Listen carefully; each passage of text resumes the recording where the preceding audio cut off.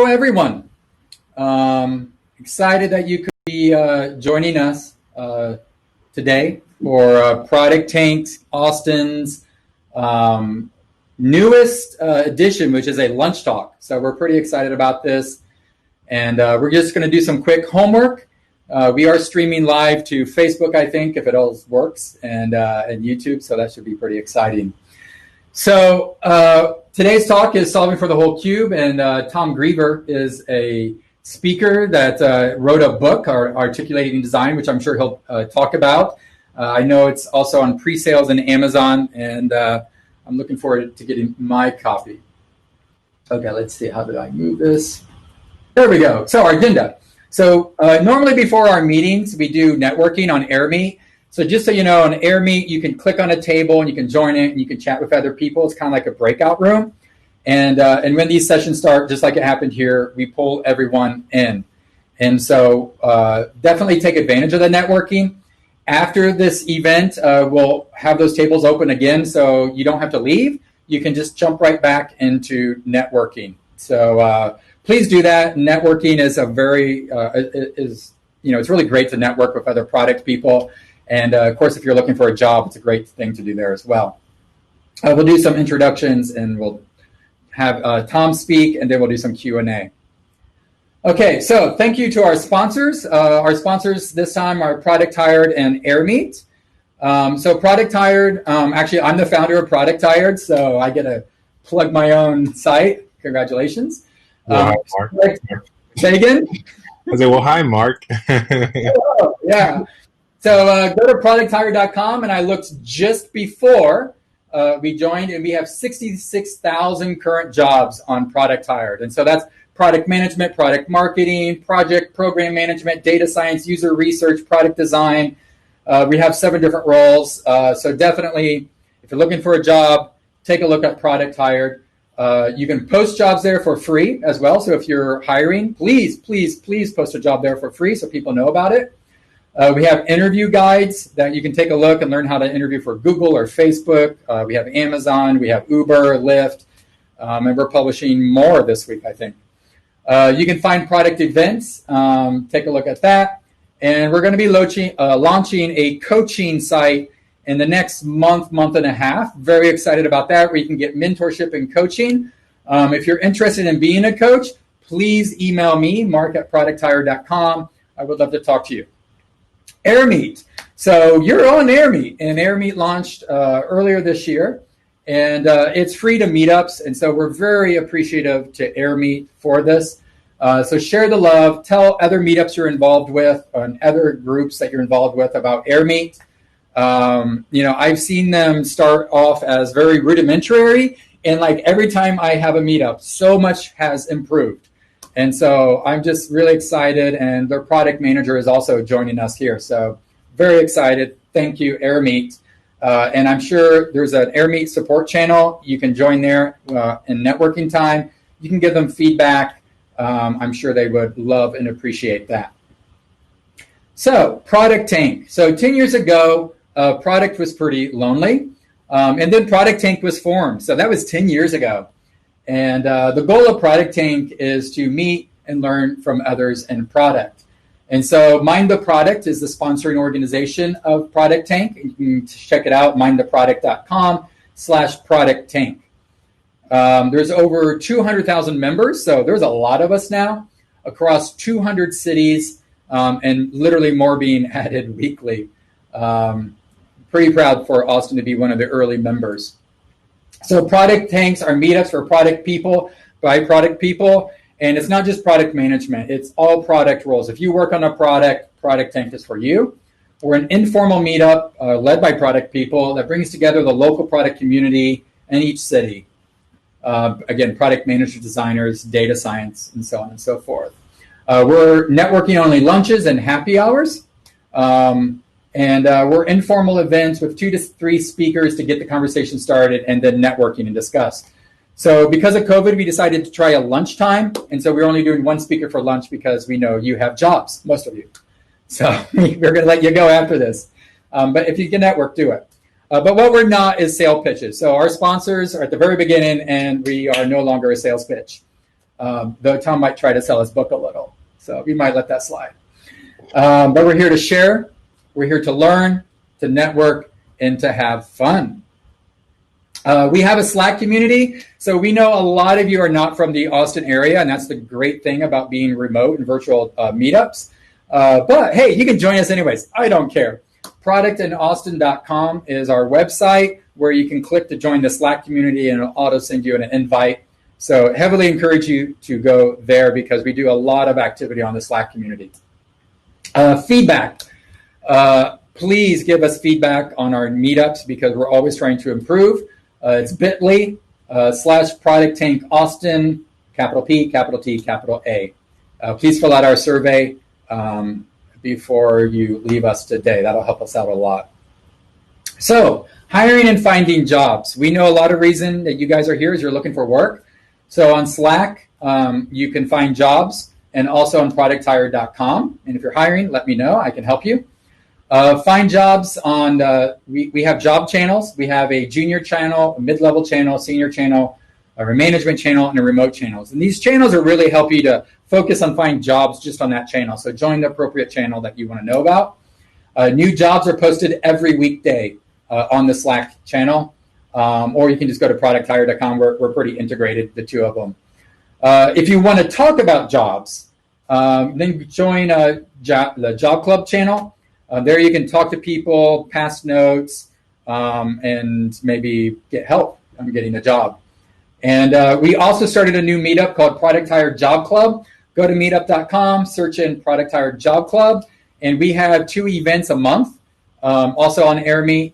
Go ahead and join that meetup. We have great talks, and we have a lot ones planned for the rest of the year on how to find a job in product, interviewing, resumes, how to get into Google, blah, blah, blah. You get the idea.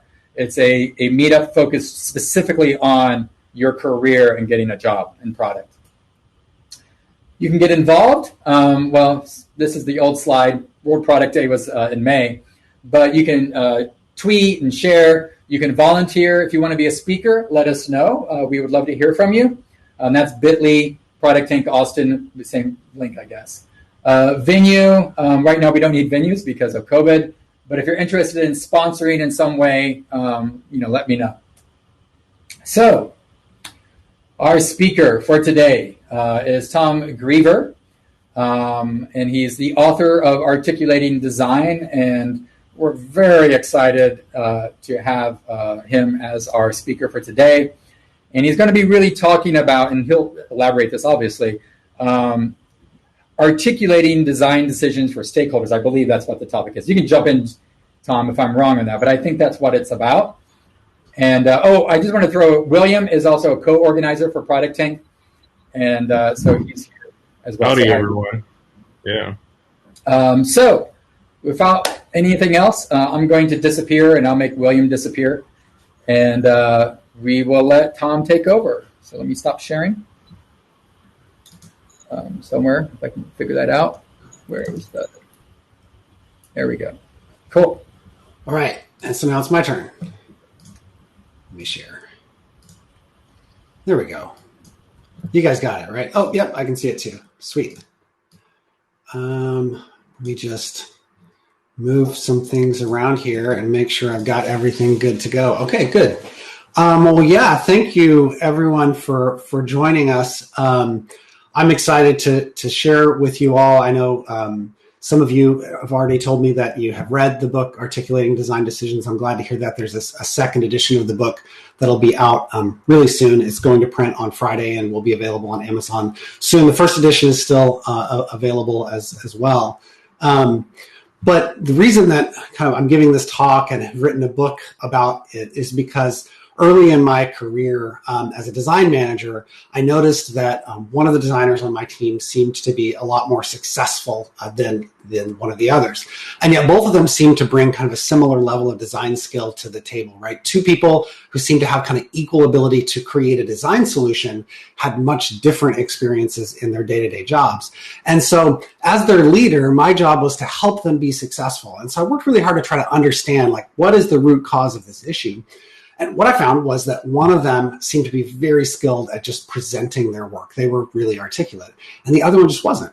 And so that led me on this journey, my whole career of trying to understand and evaluate or even systematize our own ability to articulate design decisions to other people in our organizations so that we can be successful at delivering the best user experience for both our users or our customers, as well as our business partners and stakeholders in the business.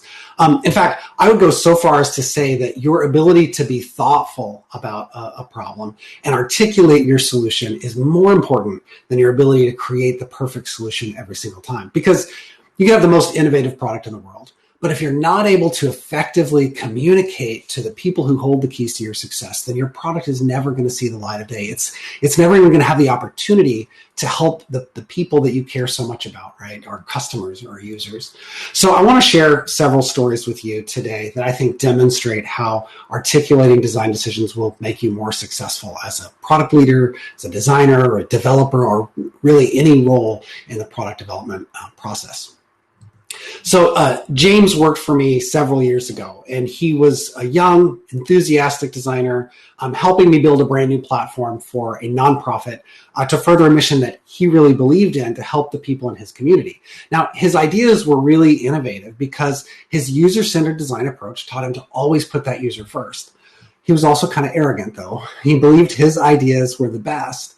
And so when stakeholders or executives raised questions or provided any sort of criticism, he became defensive, right? Oh, the stakeholders don't understand, he would tell me. Or you're not the user, he would tell them. In one particularly memorable case, when someone raised a concern about some part of the product they found confusing or hard to use, he just told them they were too old and they didn't understand modern design patterns, whereas our target customers were younger and would, right? So because James didn't address these concerns from our stakeholders, they became upset, right? They heard his rationale as just making excuses or maybe even insults, right, to their person. Now, in the end, funding for James's project was cut. He lost his job. Now, he had really good intentions, right? He was a great designer. He had empathy for his users, but he had zero empathy for the people who held the keys to his success. He didn't understand the people he was working with, lost their support, and as a result, that product never had the opportunity to fulfill the mission that he believed so strongly in. He was never actually able to help the people in his community. So after he was let go, I actually kind of took over the remnants of his project and I tried to address people's concerns, but I was able to get better buy-in and support for the project simply by managing the conversation, even though I was technically producing less than James had in his full-time role. Now, it's an unfortunate story, obviously, and it demonstrates what I think is a key missing ingredient from many product team skill sets, the ability to really empathize with the needs and expectations of our stakeholders. If we really expect to communicate effectively with our stakeholders, then we've got to use the same skills that we use in identifying with our users or our customers, right? And developing empathy for our stakeholders will drive us to act, to position and present our work in a way that complements our stakeholders' needs, in addition to the needs of our customers, our users, and even our own needs, right? So I think that successful product or design leadership inside organizations is really about two things: communication and visibility. Your job becomes so much more about making sure that everyone is on the same page than it is even about delivering a set of outcomes. Because if you're doing a good job of keeping everyone in the loop, then the details of exactly what you deliver is less important, simply because everyone understands what you're doing and why. A few years ago, I was working on a product for a large retail chain of stores in the United States. And our product was only one of like 6 or 7 that this department was responsible for. And we had a meeting with the CEO and a few executives to present our work. Well, 2 weeks before this meeting, the vice president of our division had us start preparing what we would present to the CEO. We all made travel plans to go to San Francisco for several days in person. And so for about 2 weeks, I worked on refining our designs, creating slides and talking points, and discussing and practicing our presentation with my peers and the other people that were going to be there. And then several days before this meeting, we actually had a 4-hour conference call with this one VP who had each of us practice our presentation while he provided feedback and guidance on what we should emphasize or which parts to remove. What was interesting, though, is that almost none of his feedback was actually on our designs or the specifics of what we were delivering. It was all about how we talked about it and the words that we used or didn't. So when it came time for the meeting, I spent a whole day traveling, 3 nights in a hotel, 1 entire day in a conference room, and that was just for me. If you multiply that by about a dozen other people in the room and you add up all the hours that we spent preparing and practicing and traveling, and you multiply that by our salaries, then the cost of that one meeting was not trivial at all, right? Now, those are hours that I could have spent making the design better, right? I could have spent more time doing research or starting on the next sprint or addressing design debt or even just building the next thing. But no, exactly what we delivered was almost insignificant compared to the effort of making sure that all the executives in the company understood what we were doing. In fact, during that 4-hour conference call before the meeting, at one point this VP said aloud, "All that matters is that Jamie understands what we're doing. He's not going to care about the design." And yet the actual stated purpose of the meeting on our calendar invite was to review design work, right? So one of the more significant realizations I've had is this idea that we're not really seeking approval of our work in these meetings, but we're actually preparing our stakeholders for their meetings. So let me give you a couple of good examples. In one of my first jobs as a designer, my manager reported to another executive in the company, and she would take our design work and present it to this executive every week or so in a room with other managers from sales and marketing and customer service. But the pattern I noticed was almost always the same. My manager would come back and meet with us designers, and she always had changes, right? We would go back to our desk, make those changes, cycle would start all over again. But in the process, it felt like much of my well-intentioned kind of thought and effort was being thrown out. I don't think I was holding on too tightly to my designs, but I did have good reasons for why I did what I did. And those reasons almost never seemed to be respected in the process. So I expressed this to my manager, who suggested I come to the next meeting myself. What I found was that it was just a free-for-all where anyone with a pair of eyes and an opinion was giving feedback on my work. So since I was there, I was able to explain why I did what I did, and a lot of those opinions faded in the process. Now, you could argue that my manager failed by allowing a meeting like that in that format to inform our process. That's totally true. But what I learned was that if I could give my manager the right vocabulary and the understanding about my design, if she could really represent it for me, she was more likely to go into that meeting and represent it in a way that fostered agreement with the other people. And without the confidence that she understood my work, she was apt to just give in to any and all feedback that came her way. On another project, I was a consultant, and my client was the director of engineering, and we were designing an internal-facing tool for his team to use in the company. So since he was an engineer, he didn't have much experience with product teams. So I was sure to be upfront about our process, how we'd start with kind of user flows and understanding the business cases. We would eventually transition that thinking into some low-fidelity wireframes and mock-ups. He agreed in writing to our process. But every week he complained that we weren't getting enough done, right? Where are the designs? Right? I would remind him of our process again. He would agree and we'd move on. But by the 4th week, he got really upset. "You guys have been working for a month and you haven't done anything," he said. I was shocked. He had been involved in every daily stand-up. He had approved every single one of our user flows, had even provided feedback on them. "Where are the designs?" he would ask.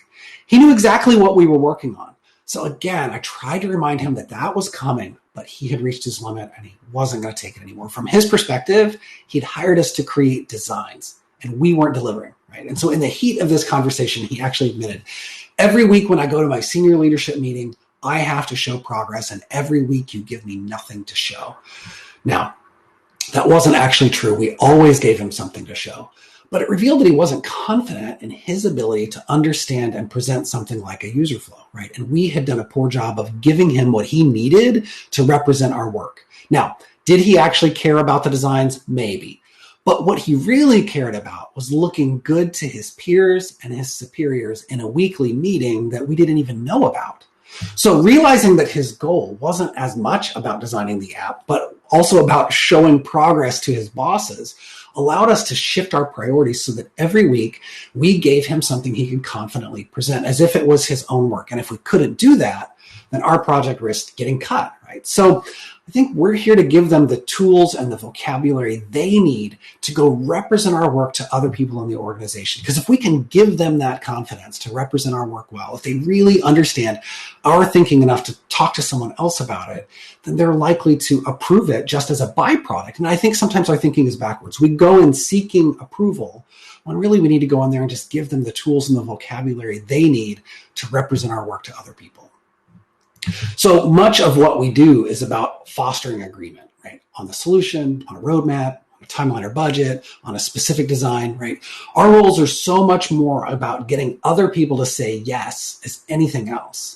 And the quickest way to do that is to lead with a yes yourself. Now, you're probably familiar with the concept of the yes and, which has its roots in improvisational comedy as an exercise where two actors will constantly riff off of each other by always responding with the word yes. Now, why is this effective in improv? Well, it's because when one actor brings an idea to another, the only way for that sketch to move in a positive direction is for them to say yes.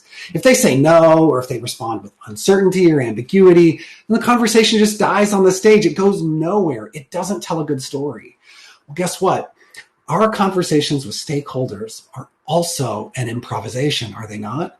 We don't know what they're going to say. And so if we really expect to take that conversation to a positive place, to tell a good story, then we also have to be ready to lead with a yes. I had a mentor once who used to say, innovation rarely happens in a place where no is the typical response. I was meeting with a CEO once to review an upcoming product release, and he started getting really picky about this one particular interface element. He complained about how it worked, what he found confusing about it, and including providing very prescriptive advice about how to make it better. Right? And I responded by saying, yes, I completely agree that we need to solve for that. And something about that simple response, I validated his perspective, I expressed empathy for his position, and I gave him the confidence that I would take care of it. Now, I didn't actually agree to make his changes. I didn't even agree to make any changes at all. But with that short statement, he stopped and said, great, I know you guys will figure out the best thing to do. And we moved on. So by leading with a yes, I seem to have reminded him it was our job to do that, not his, right? That he could trust us with the solution. So don't misunderstand me. Leading with a yes is not about doing anything and everything that they say, right? It's about leading the conversation with the word yes. That's right. Actually, literally using the word yes as the first word out of your mouth.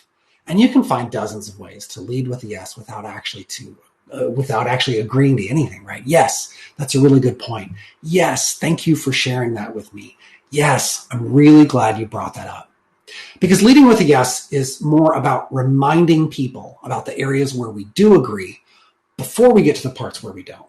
And so when you lead with a yes, you make it so much more likely that that other person is going to hear what you say and respond in the same positive manner. Okay, so I'm a list maker, a note taker. I love to write things down, to summarize my thoughts on a conversation, or to take a complicated idea and distill it down to just a few words. I do this for my own benefit. It helps me by removing those things from my own mental capacity so I can focus on something else.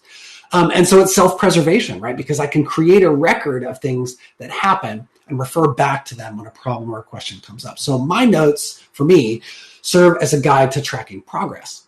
I'd love to add something to my to-do list that I've already completed just so I can cross it off, right? And I don't even ascribe to one particular tool or method for creating notes or documentation. But what I do know is that it's a crucial part of communicating within product teams. Once I was serving as a leader on a product team of about 4 or 5 people. They were both designers and developers, but we reported to both the director of UX as well as the director of engineering. And I was on this project for about 18 months inside one of the biggest companies in the US. And during that 18-month tenure, the company had 3 major reorgs. So that means the people that we reported to on this project changed 3 times in 18 months. And so every time our new director would come in, look at our work and ask the same obvious questions that the last person asked too, right? Well, why didn't we do it this way? Fortunately, I had created a detailed set of notes from our weekly meeting with a brief explanation of not just what we did, but also why we made these choices. In one case, I actually went back like 3 months in my notes to find a meeting where we'd made a decision in order to help our new leaders understand why we were here and move the conversation forward. In another role, I was leading 2 different product teams. And I noticed that I was involved in several daily stand-ups and some weekly calls to review the team's work from these different products. And I felt like I was repeating myself to different sets of people each time. I also had way too many meetings, and they seemed to generate a lot of similar kind of questions and reactions from people. So I couldn't just cancel those meetings myself, but instead I started recording a weekly video. It was always less than 10 minutes long. Usually an ideal was right around 5 minutes. And I would share my screen and turn on my video camera, much like what you see now. And I reviewed all my work with my teams that I was delivering. And it was really quick and dirty. There was no editing. I rehearsed it a little bit. I'd write a brief outline to guide my thoughts, open up all the tabs in my browser in the right order so I could click through them one at a time. And then I would take these short videos and post it in the general channel in Slack so that everyone in the company could see it.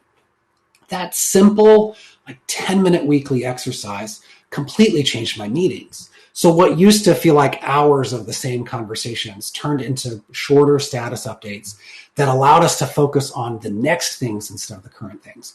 People had confidence in what my team was doing without having the need to speak into our process every day.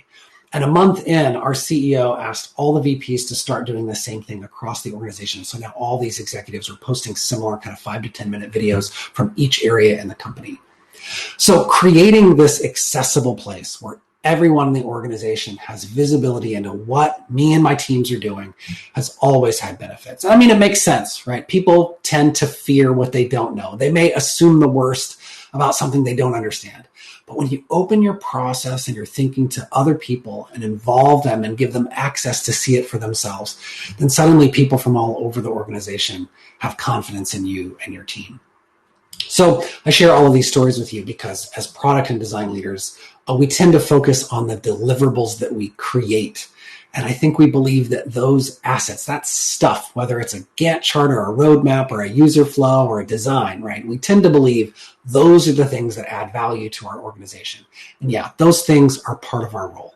But our real job is actually this, right? Our real job is to take all the different parts and pieces that we see and to connect them in a way that makes sense to other people in the organization.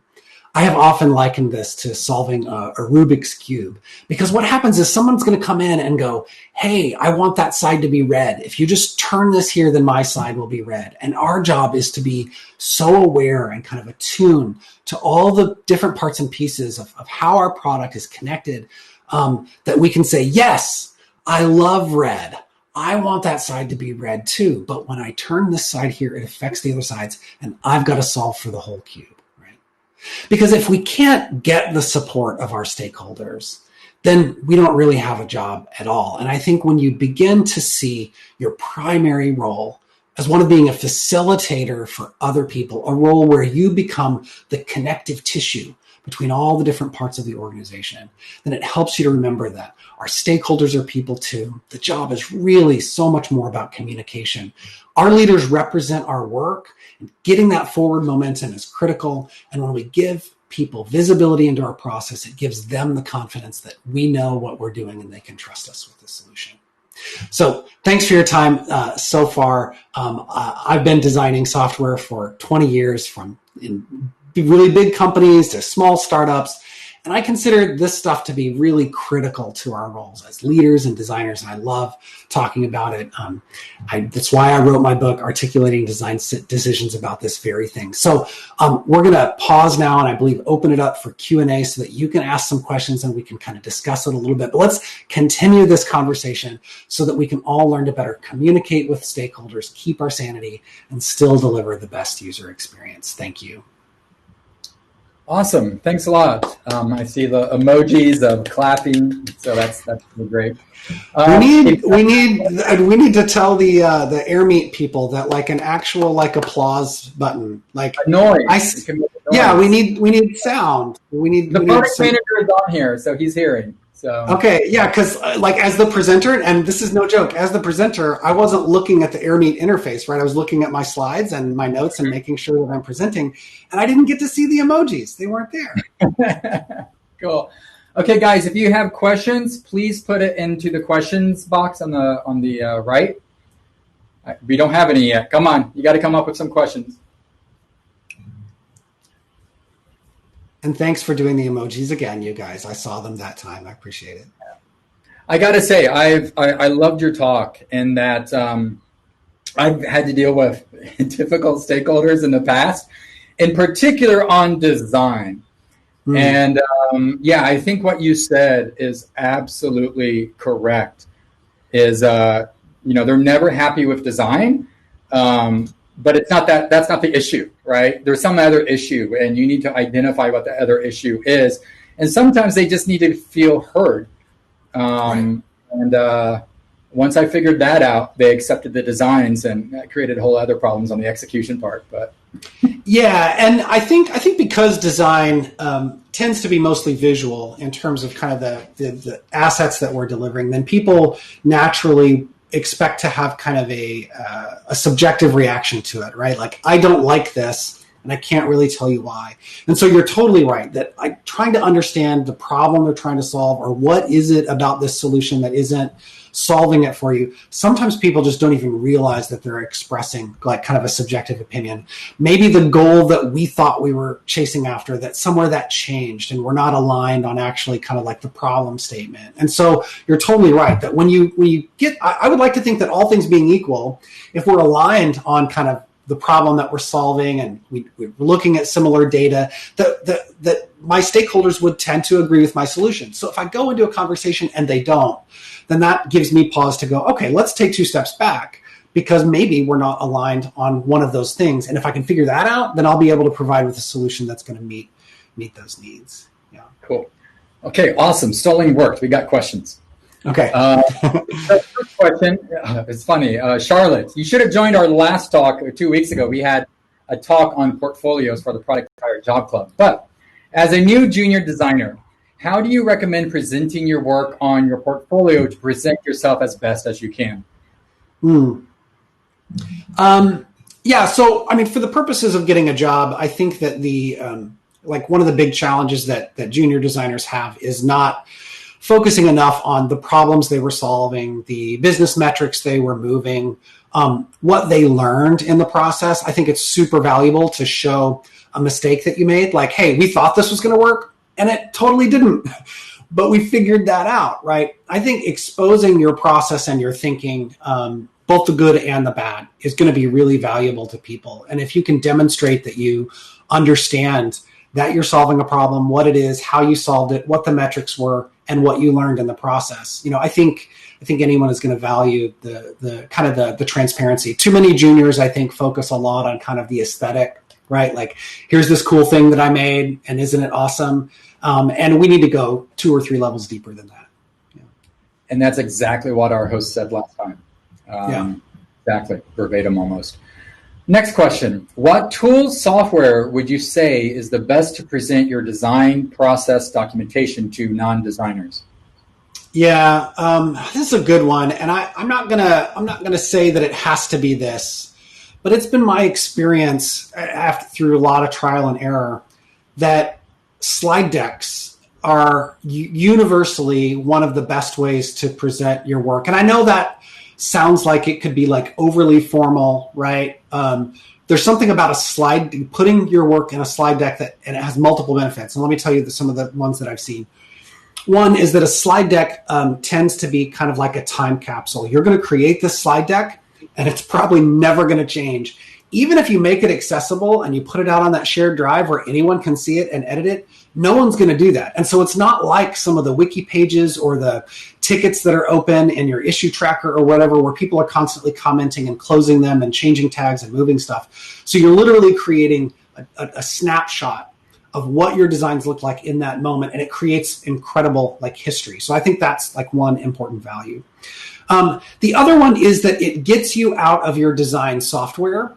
I think it can be really risky to present your design from your design software because it's too tempting for people to want to take control, move stuff around. It's too tempting for you to do that. And unless the express purpose of the meeting is to iterate on solutions, I don't recommend you do that, right?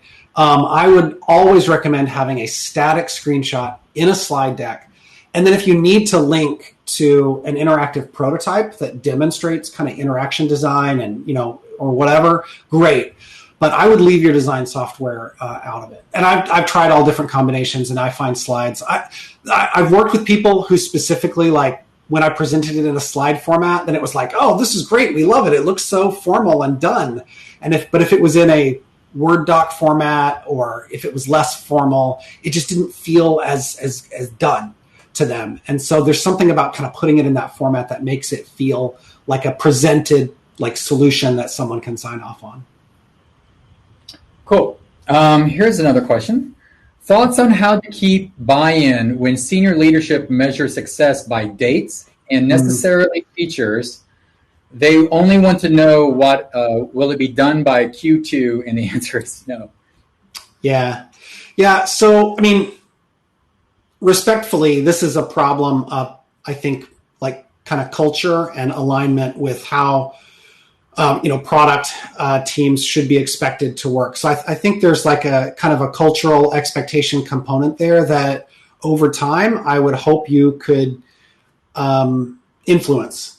Because ideally, we don't necessarily want to build exclusively for features and by dates, but we want to figure out the customer experience and work backwards, while also knowing there are varying degrees of what implementing a feature looks like, right? And so, I think the first part of it is like, how can we lay the foundations of a process that is going to benefit our team and the company in the long term? And that's going to involve a lot of education and kind of stakeholder management and getting to know people and kind of getting buy-in and trust on that kind of longer term process. In the short term, though, you have to figure out how to deliver, right? And I think that it's always a challenge. But I usually try to help my stakeholders understand that, like, we absolutely will deliver, right? We will deliver by X date. We agreed to this timeline, presumably, like we understood the work that was involved. Maybe there are factors that popped up out of our control, but I always tell my stakeholders we will deliver. Now, the fidelity of what we deliver, or exactly how we get there, or the tools and resources that we use in order to make that delivery date need to be somewhat flexible, right? And I will always come to you and kind of raise a flag and be like, hey, we need to have a conversation. We need to find a different tool. We need to bring someone else on board. We need to pivot. We need to do it this way instead of that way. There's always levers you can pull. And so identifying what those are and then helping your stakeholders understand that that's the way it's going to need to work, I think will make you more successful in the short term as well. So here's kind of a segue. Curious the best way to understand the goals for stakeholders. So how do you figure out what the goals are of a stakeholder? Yeah, so there's kind of two levels here, right? One is going to be sort of the goals of the company or the goals of the product, which ideally you already have defined and you won't have to spend too much energy working on that. If not, then just ask directly and maybe even set aside a session specifically to bring people together and to identify what the goals are either for the business or the product. So that's kind of the first step. But assuming you have those, I think it's important to realize that stakeholders maybe have their own goals. They maybe have their own thing that's important to them that hasn't been said out loud.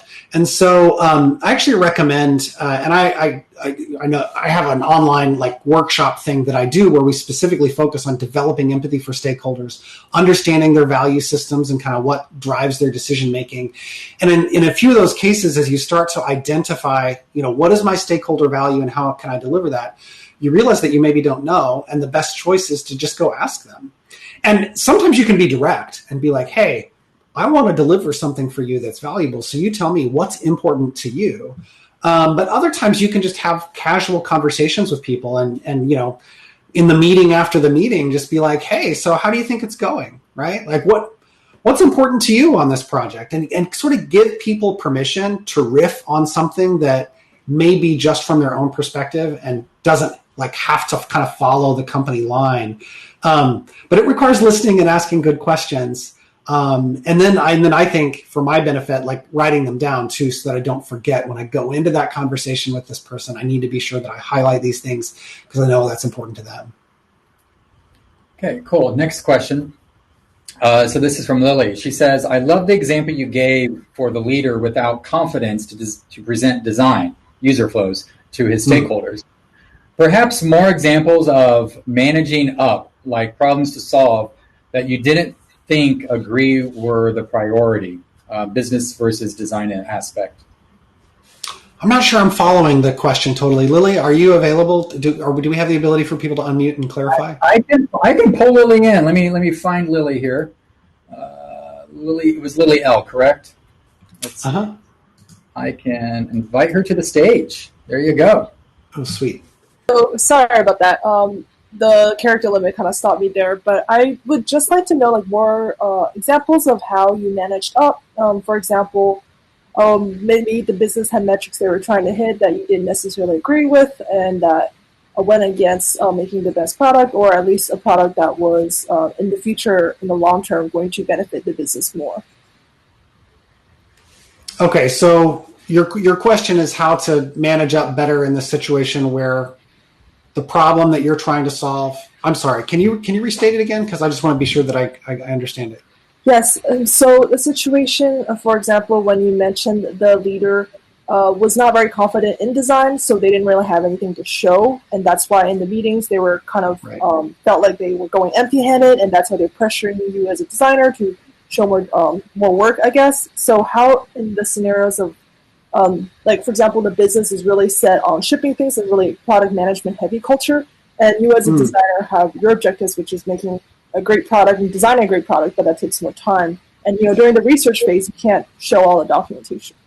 Right. Okay, I understand the question now. So a couple of things I would say about that in answer to it. I totally understand the concept of like managing up, leading up. It calls to mind some very good ideas of like how to help the people who are in higher levels in our organizations. I will admit I don't like it very much. There's something about managing up that feels it feels a little arrogant.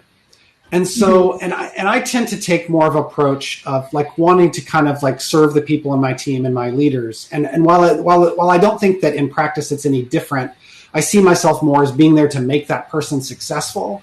And so I'll even go to them directly and be like, okay, like, what do you need? Like, how can I make you successful in that meeting? Now, to answer your question more directly, in the specific example of the story that I gave, that I shared, in that particular case, we actually started making higher fidelity designs earlier in our process that we could show. And then our user flows actually changed to show like portions of the application. So we actually showed like, instead of it just being a box with like, state 1 or state 2 or, whatever they were called, it would actually show like a portion of the interface that kind of demonstrated what that might look like. So it was a little more of a visual user flow in nature. So those two things combined made it a lot easier for him to provide a demo in an environment that we weren't able to participate in. And so it was a matter of going like, hey, here's where we're headed. This is kind of like the vision of how awesome we think it could be. But we're not there yet, and so we want you to stay excited about that. But now here's, kind of where we've started and the user frames that we work from. And so it was kind of a little bit of a both and. You kind of always are keeping up that vision, that design that's going to keep someone excited, while also being like, okay, now here's a lower fidelity version. Let's take a step in that direction. And I found that one to be really common.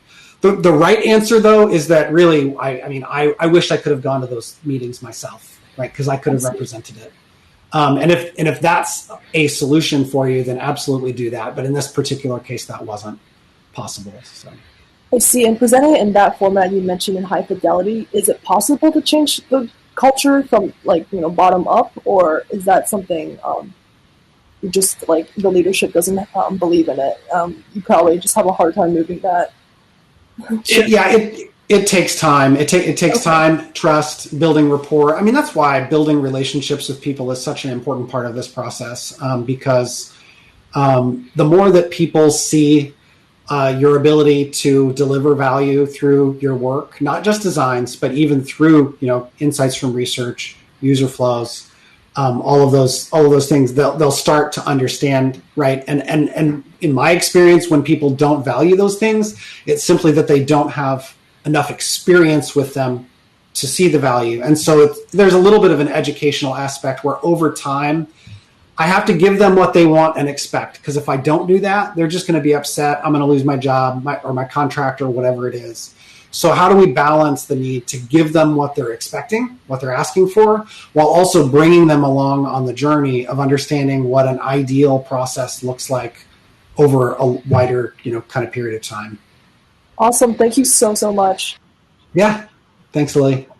Let's go to the next. The next one is Radha. My font's so small. So the client side, the one spending the money, usually talks in statistical language, like the product's cost. How much profit is it going to crunch, etc.? How do we as designers put forth our viewpoint in a manner that is more familiar to them? Yeah, I mean, this is absolutely about trying to figure out what it is, what is it that makes this person tick? How did they expect to understand the product? And then how do I deliver something that is going to touch on those? So you've described a common stakeholder that is concerned about metrics and numbers, profit, revenue. That's certainly very common. Not everyone is like that, though, right? There are people who will have different priorities. But let's assume for a moment that we are working with a stakeholder whose main priority is just going to be revenue and numbers. But I'm more concerned about creating the best customer experience and creating an application that is efficient, delightful to use, elicits emotion, all the things that we would expect and hope to put into our software. In that case, I would expect to present my design work to that person in such a way that I can directly attach my design decisions to some sort of increase in revenue or user retention or whatever it is. And sometimes that means just helping them understand, like, hey, the better customer experience we create, then the more user engagement we're going to have. The more user engagement that we have, it improves this metric over here. Right. And so I think it should always be possible to connect our design decisions to some desire to improve the metrics of the business. It's the whole point. Right. And so that's what we need to be able to do, is to make those connections for them. We can't assume that they're going to automatically see those connections from our design to their bottom line. And in some cases, especially when you're talking about improving the efficiency or use of an application, like internal facing applications is a good one, like productivity tools for internal companies where it's not generating revenue, they're just trying to save time, right? I think, and I've done this before with our clients, where we will look at a tool that they're currently using, run some sort of analysis to try to understand how long it takes people in the company to learn to use this tool and to use it, and then compare that to our solution, which we fully expect to save X number of people, X number of hours per week or month, and we multiply that out by their salary, and now we've got a tangible number that demonstrates that how improving this application is going to actually save money. And so then the investment for the company to spend to pay us to build it becomes a much, much easier conversation. So, cool. Next question. A lot of the similar questions here. Some of the stakeholders I worked with in the past were impatient to hear out the thought process and the goals of the projects. I felt rushed to explain everything in a few minutes. What's your advice to deal with stakeholders like that? And this is from Nassim. Yeah, so I mean, how we create these conversations and organize them, I think is important, because I don't know there's a specific situation that you're thinking of, obviously, but I know for me, doing things like helping setting the context for my stakeholder up front at the beginning of that conversation.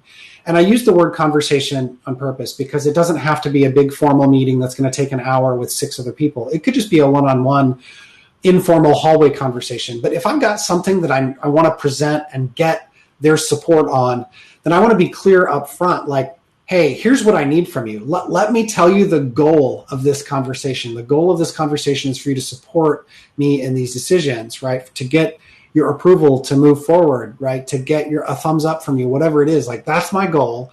And in order to do that, I want to walk you through my thinking by going through A, B, and C. And you just very briefly summarize for them up front what they can expect, and then they know what's coming, right? Then they know that, there's logic and reason in why you did what you did. You want to explain it to them in a way that you believe is going to make sense.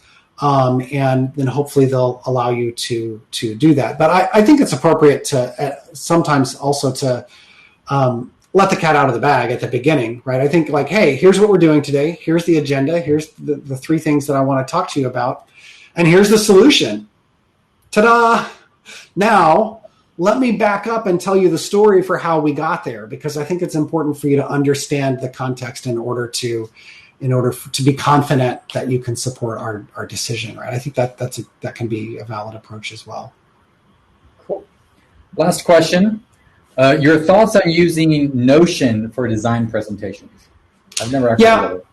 Yeah, I'm familiar with Notion. I think it just depends on the individual or the culture at the company. I've worked with a guy once who really loved like the wiki, like GitHub wiki pages, and if you created like a GitHub wiki page using Markdown and posted it on a repository where he could clone it and make a new version, like that was just, he got really geeked out about that, and that was the best way to kind of organize content for him. But then other people I've worked with, slide decks all the way. So it depends partly on the culture of the company and the preference of the person. I don't think the tool matters as much. What matters is that it's effective. So my answer would really be, hey, if it works, it works, right? So don't be afraid to experiment, and if you see it working, then keep doing it. Because if people are familiar with Notion, their mental model understands Notion, it's easier for people to find stuff because everything's on Notion, right? Those are all great benefits. So yeah, absolutely. Use whatever tool is going to make it easiest for everyone. Awesome. Thanks, guys, for all the questions. Tom, are you going to have time to go to your AMA channel on? Yeah. Okay, cool. So let me wrap this up, and then I'll let you guys go out to network. Please don't run away. Network, ask Tom questions, meet with other people. That's part of the experience here. So let me wrap this up, though. Do we see my sharing? There we go. Cool. You all see my screen now? Give me some thumbs up here. Okay, cool. So thanks for joining us today. So please fill out our survey. Please take a look at it. bit.ly, ProductTank Austin, P, capital T, capital A. Please fill that out. We do care. And here's the right link to actually speak. I actually had to create a new one because it was the same link as the form, which was silly. So if you want to give a topic at ProductTank, we are always looking for speakers. Go ahead and fill that out, and we'll get that and take a look at it. Thank you all for such a great time. Thank you, Tom. I appreciate it. Join. I'm gonna close this down. You'll be put back into the social lounge and join a table and chat. Thanks a lot, guys. And we're gonna have another meetup for ProductTank next in August sometime. We're trying to schedule that right now. So appreciate it and have a great day. Thank you for joining us.